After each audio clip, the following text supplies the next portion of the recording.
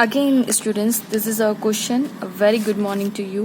Question number 2 says, ये हमारे पास एक क्वेश्चन है जिसमें उन्होंने बोला है less than equals to less than 0 पे आपको ये फंक्शन रखना है और ग्रेटर देन और इक्वल्स टू पे ये फंक्शन रखना है.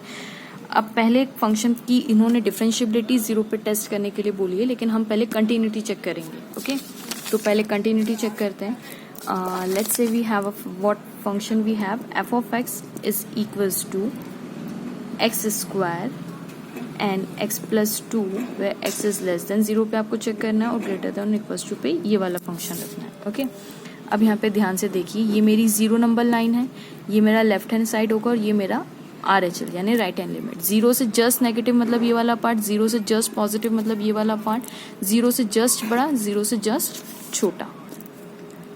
तो हम लोग लेफ्ट हैंड लिमिट चेक कर लेते हैं. तो limit x tends to 0 negative f of x is equals to limit x tends to 0 negative. अब ये f of x की जगह मैं x स्क्वायर रख देती हूँ यहाँ पे. ओके, हम लोग वैल्यू रख देते हैं. अब लेस देन 0 पे ये रखना है. अगर आप यहाँ पे 0 पुट करेंगे तो you will gate 0 answer. Correct. अब यहाँ पे राइट हैंड लिमिट चेक कर लेते हैं. Limit x tends to 0 positive f of x which is equals to limit x tends to 0 positive f of x की वैल्यू यहाँ पे कितनी है x प्लस 2. अब यहाँ पे अगर आप x की जगह 0 पुट करेंगे तो you will get 2. So clearly LHL doesn't equals to RHL. अब इसका मीनिंग क्या है? अब अगर कंटिन्यूस ही नहीं है फंक्शन तो आप उसकी डिफरेंशिएबिलिटी चेक करके क्या करेंगे? डिफरेंशिएबिलिटी हम चेक करते हैं, हम उसका स्लोप निकालने की कोशिश करते हैं. देखिए, डिफरेंशिएबिलिटी हमें क्या बताता है? डिफरेंशिएबिलिटी बहुत सारी वैसे तो ये चीजें कवर करता है, लेकिन हम बहुत बेसिक में समझ रहे हैं कि डिफरेंशिएबिलिटी हमें क्या बता रहा है? स्लोप बता रहा है. अब स्लोप अगर हमारा पॉजिटिव निकला तो हम बोलेंगे फंक्शन इंक्रीजिंग है. फंक्शन कैसा है? एफ ऑफ एक्स क्या है? हमारा इंक्रीजिंग फंक्शन है. अगर वही चीज नेगेटिव निकल जाती है तो हम उसको बोलेंगे कि हमारा एफ ऑफ एक्स कैसा है? डिक्रीजिंग फंक्शन है. ठीक है. अब इंक्रीजिंग डिक्रीजिंग के अलावा भी दूसरी चीज, अगर स्लोप की वैल्यू मतलब वहां पे एग्जिस्ट करती है यानी इक्वल आ जाती है, हम याद है चेक करते हैं डिफरेंशिएबिलिटी में right hand derivative and LHD check करते हैं. तो राइट हैंड डेरिवेटिव और लेफ्ट हैंड डेरिवेटिव अगर बराबर आ जाते हैं तो ये हमें क्या शो करता है? ये हमें ये शो करता है कि उस पॉइंट पे फंक्शन जो है वो बिल्कुल स्मूथ ट्रांजिशन ले रहा है. फंक्शन जो है वो बिल्कुल आराम से एक पॉइंट से दूसरी जगह पे आराम से शिफ्ट हो रहा है. इसको बोलते हैं स्मूथ ट्रांजिशन.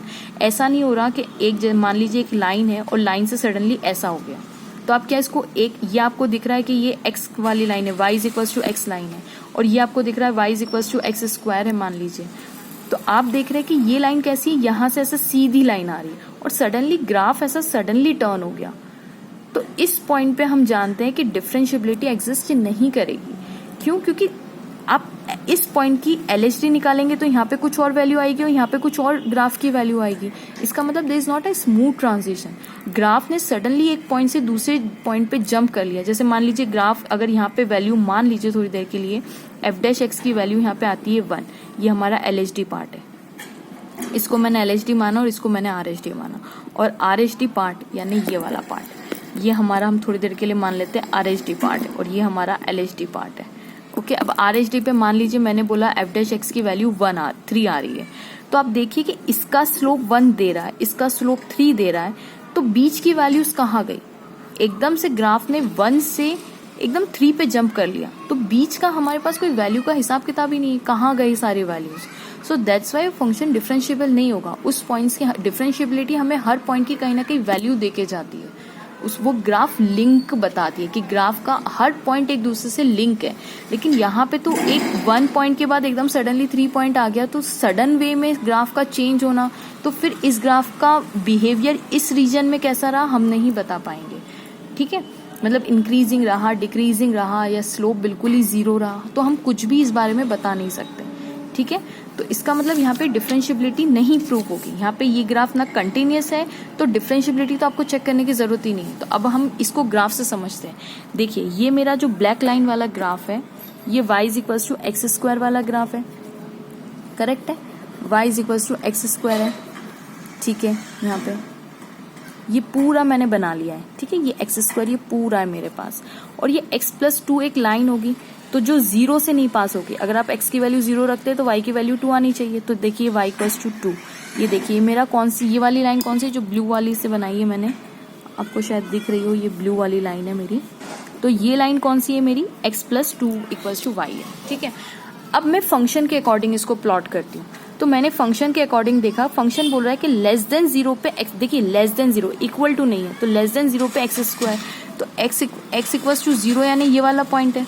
इससे लेस, देखिए ये मैंने ध्यान से देखिएगा, मैंने इसको अटैच नहीं किया, इससे इसका कोई लिंक नहीं है। मैंने कहा कि x <0 ये वाला रीजन है और x <0 ये वाला रीजन है, और एग्जैक्टली इक्वल्स पे ये वाला रीजन है, मतलब यहाँ पे x = 0 है, करेक्ट है। तो x <0 मतलब यहाँ तक, मतलब मैं हो सकता है ये वैल्यू मतलब 0.9 बहुत छोटी हो, बट 0 नहीं है, तो ये यहाँ से लिंक नहीं है। तो देखिए ये x² बन रहा है, तो मैंने इतना ही खाली रीजन लिया, खाली इतना रीजन ले लिया, ठीक है। अब ये वाला जब इक्वल टू और <0 पे फंक्शन ले रहा है x + 2, तो देखिए =2 मतलब ये =2 और उससे ग्रेटर पे फंक्शन स्ट्रेट लाइन ले रहा है। तो आप देखिए अगर मैं यहाँ से ये वाला पैराबोला से जाती हूँ, then I have to lift my pen, यहाँ पे मुझे मेरा पेन उठाना पड़ेगा और फिर यहाँ पे रखना पड़ेगा, तब जाके ये ग्राफ प्लॉट होगा। तो इसका मतलब इस रीजन में ग्राफ क्या है, डिसकंटिन्यूअस है, और डिसकंटिन्यूटी कितने से है, 2 से, मतलब 0 से 2 की डिसकंटिन्यूटी, एकदम सडनली ग्राफ डिसकंटिन्यूअस हो गया। तो जाहिर सी बात है, अब आप समझ रहे होंगे जब ग्राफ ही डिसकंटिन्यूअस है तो इस पॉइंट का तो मेरे पास स्लोप ही अवेलेबल नहीं है, करेक्ट है। अब स्लोप ही अवेलेबल नहीं तो डिफरेंशिएबल, तो मतलब कंटिन्यूअस नहीं है, तो इसीलिए मैं कह रही हूँ कि डिफरेंशिएबल होगा ही नहीं। Thanks for watching.